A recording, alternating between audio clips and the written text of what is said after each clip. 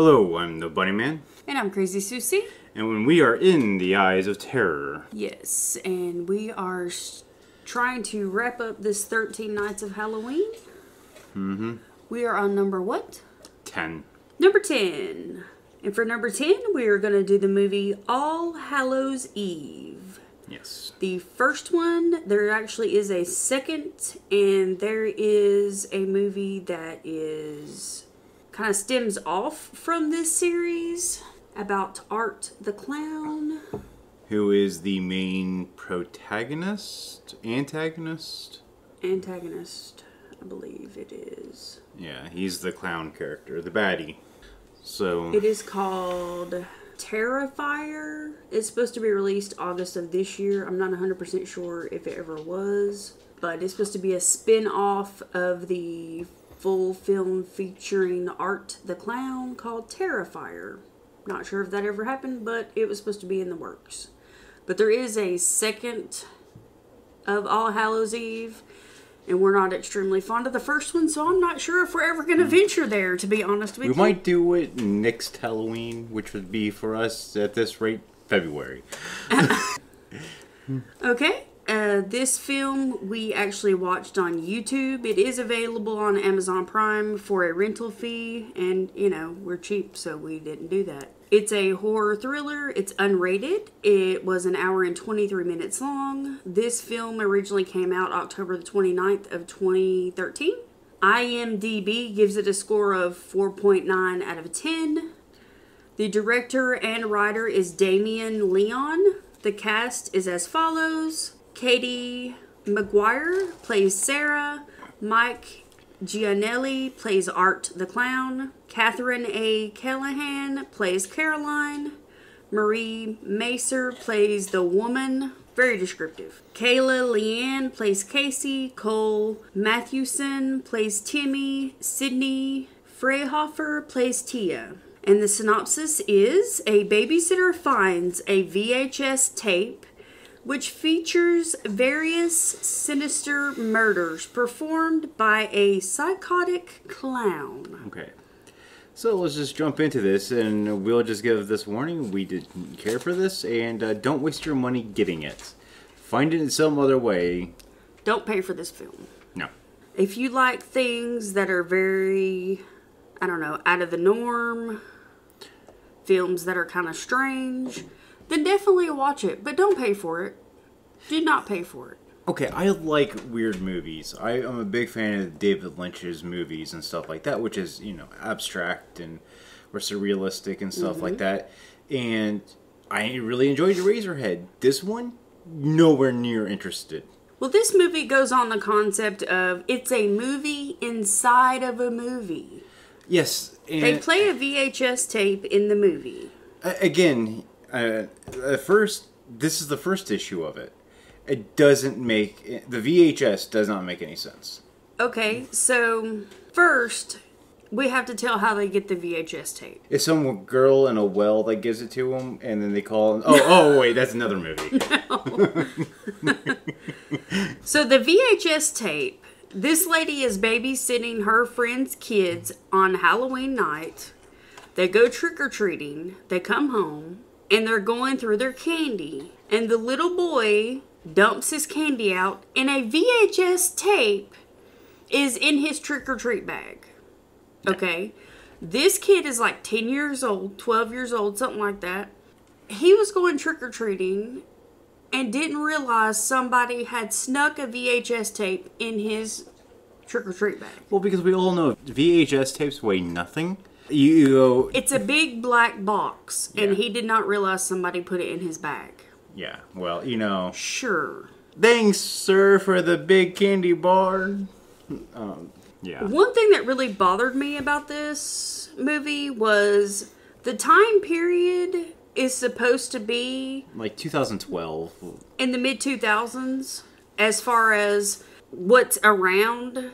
The girl has a smartphone, the language that they're using, but they're watching a VHS tape. And they readily have available a VHS player. And they're talking about what they normally videos they normally view, such as pornography, on the internet. Yeah. But it just, nothing really adds up as far as what should be readily available to them and what is actually available to them technology-wise, and what's around them, and really how they dress. Because how they dress is really more like early 2000s, late 90s. And even like the TVs look the same like that too. And the technology that they're, as far as their television goes and how their house is decorated, is really more that late 90s, early 2000s era, don't you think? yeah, it would be when the Nokia brick was becoming somewhat affordable. I mean, Right. And the way they talked about viewing videos on the internet really seemed more like that area. It wasn't really, I don't know, but it's Yeah. just the feel the movie gave, and it just didn't really make a whole lot of logical sense. Yeah, the setting was very disjointed, and I mean it's centered in the living room. So this chick is babysitting these two kids, teenagers, Tweens. Or, early teens, yeah. and she basically just the kid was like, I want to watch my VHS, and she's like, no, it's blank, I don't know what's on it, I don't know if it's it must be. She said, well, I don't want you to watch it because I don't know what's on it. I don't know if it's appropriate. We'll wait till your parents get home and let them view it and let them decide if you should watch it or not. By the way, the whole film, the parents never show up. And then the argument was, well, you've seen worse on the internet. Sure, because we all know in the late 90s, early 2000s, it took like 3 hours for a nipple of pornography to download. Yeah. So, but I mean, she's clicking away on her smartphone. So, like it said, it just doesn't make sense at this. It's very disjointed as far as that goes. So the babysitter doing the adult thing decides to cave to the desires of the children. She makes them step into the hallway, and she pops the tape in and starts viewing it to make sure if it's appropriate before she lets them come back into the room. Yeah, and all it just shows is snow for the first few minutes. Yeah. Oh, so I forgot to say. So this sort of bothered me, and I don't know why, but so they all got done trick-or-treating. They come in, they're like, what do we do? And the babysitter's like, well, let's carve our pumpkins. And I'm like, so you're gonna carve your pumpkins after trick-or-treating? That doesn't make any sense. No, it's traditionally done before. The spirits are gonna eat your souls now. Yeah. You have no protection. Do you not know what the traditions are? So you people are doomed. That's why you get destroyed in the film, because you don't know the traditions. Well, I was like babysitting some kids, and a mysterious VHS popped into a kid's tape trick-or-treat bag or whatever. He's like, we gotta watch this, and I'll be like, no, I don't know what's on it. It could be, we gotta burn that. No. I'll be like, it could be a sex tape of your parents. So yeah, let's go ahead and watch the sex tape of your parents. Just scar them enough for life that they just don't want to put in a blank, creepy tape that they mysteriously find. So even the tape they play, even the events in the tape are very disjointed and don't really make a lot of sense. You know what it reminds me of? A YouTube ARG. You know what an ARG is? No. It's basically a game. It's a style of gaming that you watch these videos to try to find clues to like the next area. Augmented reality game. Okay. And they're usually like that. They try to be that edgy, old, rundown VHS style and stuff like that, and trying to just be like, look, we're scary. Mm-hmm. And that's what that reminded me of, just by the effects and all that. It did not come across as a worn-down VHS. No. I mean, the effects were digitally remastered, thrown on top of it. Well, I mean, they did make it look like it was kind of had flecks taken out of it, but it was very digital. Yeah. You could tell it wasn't like an old film strip projector like you would see when you were in elementary school, which, wow, that tells you how old I am. Yeah. So. Beep. Anyway, let's not go there. I just had a birthday, so, showing my gray hairs. Anyway, so there's a creepy clown in the film that's always smiling very creepily. He kidnaps girls and hides them under the train station. Or abortion clinic. It's not an abortion clinic, it's a train station. But it seems like an abortion clinic because it's very clinical like. But it doesn't even look like it doesn't look like a train station. I've never seen a train station where you have separate closed doored rooms. Yeah, and the announcer, you can really not understand what they say. It's like so it's basically you can't hear what they're saying. So the Peanuts teacher lost her job as the teacher for the class, or just decided that she wasn't going to do it anymore because the announcer paid more. So she decided to go and do the messages and that's what it sounded like. It sounded like the Peanuts teacher doing the messages. So the girl that he kidnapped was chained up underneath this train station with a couple of other girls, and they decide to try to escape. Well, unbeknownst to them, this whole area down here was full of these mutant type people. And when they try to escape, they end up grabbing them and taking them to where these witches are, which is very confusing. And one of the girls ends up getting impregnated by Satan, I'm assuming, because the dude looked like Satan. He had horns and all that. They cut the baby out of her and collected some of the blood for some kind of ritual. And then the other girl ends up getting raped by Satan. So you factor in the clown, creepy smiley clown, mutants. All this happens under a train station. Then the witches, plus the devil worshipping, plus the devil. None of it makes a lick of sense. Well, not a bit of it. Well, the train station was built on top of the catacombs of these witches that performed ritualistic rape. It's like they took all of the fairy tales and just thought, oh, I'll just take a little bit of this one and throw it in there, and we might as well just take all the freaky fairy tales and just not even just fairy tales, but we also throw in the clown turns into a mutant that looks like he rolled around in that foam. No, the clown didn't turn into a mutant. That was a totally different person. Well, I thought it had the same sort of facial features. It was a totally different person. Well, but then how did the clown go back to himself at the end when he was murdering people, hacking people up? Well, you just ruined the movie, so I don't know. I'm just assuming magic. Oh, magic! Now the movie has magic and fairy tales.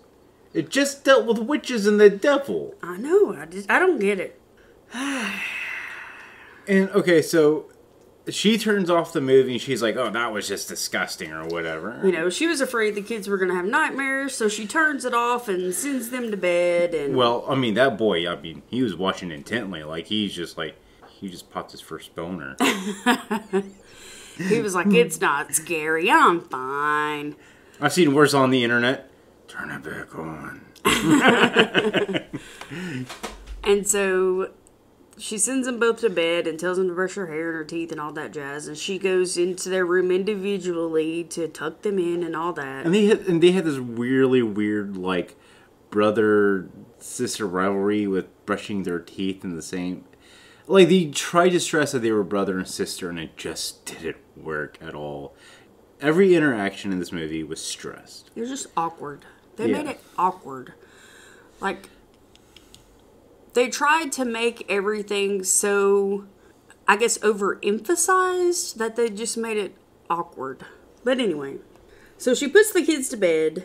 She goes in the girls' room, and she goes in the boys' room first. And then by the time she gets to the girls' room, the little girl is just kind of freaking out because she thinks something's in her closet. But she hasn't got the nerve up yet to jerk open the door to see what might be in there. And by the time the sitter gets in there, she's afraid to tell her that she thinks something might be in her closet. So she tucks her in and goes on downstairs. Well, while she's downstairs, the little girl goes in her brother's room and decides to sleep in there with him because she's scared. Yeah. But the sitter is also on her friend calls? No, she... Or am I jumping She ahead? starts watching the movie again. And she calls her friend to let her friend... I didn't remember if the She friend calls her called friend to let her friend know, yeah, I'm watching such and such's kids. And her friend said, well, you're really nice, blah, blah, blah. But she said, maybe we can go get a drink after. And she said, yeah, sure. So she gets off the phone with her and she starts watching the movie again because she said, you know, that movie just kind of shook me and made me a little scared, but I'm just being silly. But she shook up and she's freaked out, so she decides to keep watching the movie because she has to prove to herself that she's not a chicken. Why? Why do you keep watching the movie? Just leave it. Yeah, I mean, so when I'm shook up about a movie, I just keep watching it. Just screw it all. Just throw caution to the wind. So she keeps watching the movie. At this point, I mean, it just keeps on into the craziness. The clown... Well, let's sort just of like keeps on. talk about the clown. So, the clown wasn't... Once you started dissecting his outfit, it wasn't creepy. It wasn't even that interesting. No, but he has this really creepy smile all the time. Yeah, but he's like wearing a white cowl. No, he's wearing like a bald cap. Yeah. A white bald cap. His face is white. But like his eyebrows, the ridge of his eyebrows is a prosthetic to make his eyebrows look over exaggerated. His chin is made to look over exaggerated. His nose is made to look over exaggerated. Yeah, and he's white and black. Like the details His are black. outfit is white and black. His face is white and black. So everything is like white and black, white and black. Well, and he doesn't talk. He doesn't say anything. He just has that creepy smile on his face all the time. And he has the bicycle. Yeah, he has a horn. The oot horn. Yeah. Yeah, the bicycle horn. Mm-hmm. This girl is traveling. She's a costume designer, and she goes to a gas station to get gas. It's in the middle of the night. And this was the weirdest. Everything in this movie is just like really bizarre. Like looking, like it doesn't look like anything you're used to seeing. Like the train station was weird. Right. The gas station was weird. There was no. Right, it's like 3 o'clock in the morning in this really small town, but this little rinky-dink gas station is open. Like, you would not see this. This would not happen. There wouldn't be a small, personally owned gas station open at 3 o'clock in the morning. Well, but there was no, like, customer window or a door or, you know, your traditional... It was a metal door, like a metal back door. Mm. You ever worked at, you know, like in a restaurant, whatever... Right. The windowless door. Mm-hmm. And there was no, like I said, service window. So she pounds on this windowless door, metal door, and then the guy comes out and he starts filling up her gas tank. Yeah, it was a self-service too, which is really bizarre because... Well, like it could have been like in, let's say, Oregon or something where there's actually a law in certain towns and cities and states that don't allow you to pump your own gas. Huh. Well, maybe. So she gets gas and she asks the guy for directions to where she's going because she's a little bit lost. And he asks her if she has something to write the directions down on. So he goes to write the directions down on and he hears a noise inside the gas station. So he tells her, hold on, I'll be right back. And he goes inside. Right as she got there, the clown was there, and he told him to go away. Because I guess he's had drifters come in and just make a mess of his facilities, and he didn't want to have to clean up a huge mess. So he basically just told him off and told him to get the heck out of there. Well, I think he did make a huge mess in the bathroom. Well, he did after he chopped the dude up. No, but I think he said he smeared, like... No, he didn't say he did, but he said it's happened before. Oh, okay. So the guy hears this big racket inside the gas station, so he goes in to investigate, And he's gone for a while, so she goes in to see what's going on. Well, she goes in, and the clown's there sawing the dude's head off with a great big smile on his face. Yeah, but it's like he's sawing the neck off, but it doesn't sound like any sort of like saw on bone. It was like saw on china plate. And it sort of bothered me.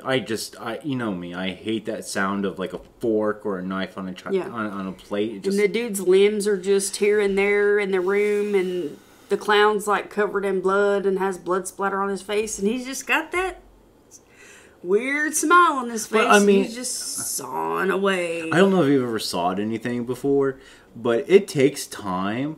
And so from the time that she she heard the noise, or he heard the noise, went in to investigate, got killed, and then got sawed up from limb to limb. We're talking about a time warp somewhere in here. Right, because he was using a manual saw. Yeah. He wasn't using an electric saw. I mean, if you're using an electric saw, it would be, pretty quick. Yeah. He's using a manual saw. They get dull, they break. Well, it's not just that, but it just takes time to do it. I mean, you have to have the right blade and all that stuff. And not all, you have to have a special metal blade if you're cutting metal. You have to have a special wood blade if you're cutting wood. I mean, you weren't cutting wood or metal. There are bone blades for like butchers and stuff. Right. So, I mean, you have to know what you're doing, what blade you're... Well, I don't think this movie was really worried about realism. I know. When they started with the mutants and the witches and the devil raping people, which again is, I don't think they were worried about the realism. And again, with this movie, is like we shall never talk of this again concept. So this clown terrorized this girl, got in a car, hunted her down. She had a low battery on her phone at the worst time possible. Okay, but it was sort of weird because I'm assuming she had GPS on that smartphone. This again is the time when this technology does not make any sense. Okay, because she's using like she has an iPhone. Yeah. Who has an iPhone and taking a long trip in their car? It does not have a way to charge the damn thing. That just... Who does that? Well, on top of it, she's like looking on MapQuest. And I'm assuming she knows she's lost. So, MapQuest doesn't automatically change itself. The printout sheet of MapQuest does not automatically... No, back then it didn't automatically reroute or anything like it does now. It didn't do that. And I mean... That technology wasn't available then. Yeah, I remember, using MapQuest, just getting the general idea. If you got lost, you're screwed, Right. You turned down the wrong way. You had to figure that stuff out on you. You got to use some brains. And she was panicked because this demonic clown was after her. She was not making good choices. And supposedly she wasn't far from the interstate because the guy was like, it's not far. So right. You think you would have saw some sort of sign that says interstate this way or whatever, but... So she uses the last bit of her battery to call her friend, which happened to be the babysitter. As she's watching this on the VHS. Right after she watches it on the VHS, she gets a phone call. The girl just so happens to call the house phone where the sitter is, which isn't the girl's normal phone number. It's the phone number to where she's house sitting these kids. So many details that just irritate me. Well, not just that, but the girl was just stupid all the way around. She's driving. She sees this car with his the emergency lights on. Right. So her friend calls her and she tells her somebody was murdered. I'm being chased on this highway. My batteries on my phone's almost dead. Please call somebody for help. But of course it's like, I'm going to call 911. So yeah, I mean, it just doesn't make any sense whatsoever. It's very irritating. So with this information, the babysitter decides to destroy the tape. She destroys the tape. Yeah. But she still sees the clown on the TV screen. Right behind her. He's on the TV screen and he's like tapping on the screen, trying to get through it. Then she's looking at the TV screen and she can see the couch behind her and he's sitting on it. She turns around, he's not there. Then she hears the kids screaming upstairs.